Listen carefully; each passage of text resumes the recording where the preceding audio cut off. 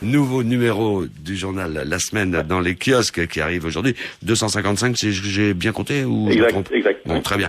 Qu'y a-t-il à la Lune ?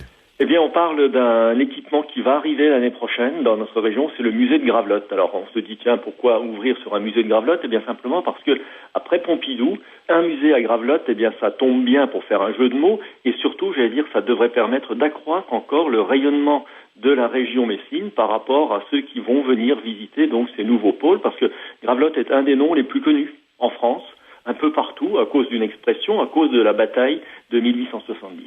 Vous vous êtes penché sur la neige, on n'en a pas eu assez, vous en avez remis dans ce numéro 255. C'est-à-dire, on avait de la neige à deux couches. Une première couche de neige qui nous fait nous casser la figure devant chez nous et qui nous empêche de circuler.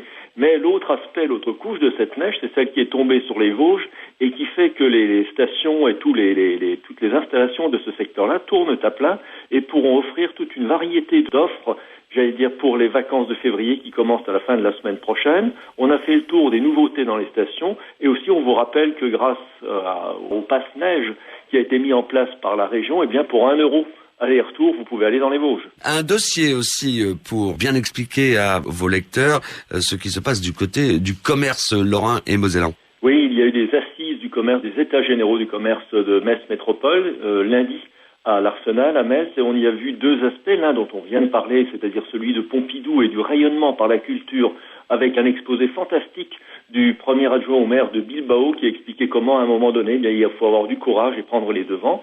Et l'autre aspect, c'est celui de l'installation bientôt du transport en commun en site propre dans Metz qui va entraîner 2 ans de travaux.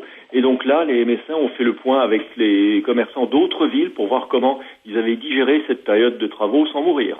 L'évolution hospitalière aussi en Moselle-Est. Oui, en Moselle-Est, il y a un gros hôpital à Sarreguemines, il y avait 2 petits hôpitaux à Saint-Avold et à Forbach, et là, bientôt, il y aura un plateau technique, un gros hôpital unique à Frémin-Merlebach. Le feu vert a été donné. Nancy, qu'est-ce qui a retenu votre attention du côté de la capitale de Meurthe-et-Moselle, enfin cette belle ville de Nancy? On voit bien le Mosellan qui peine à donner un qualificatif.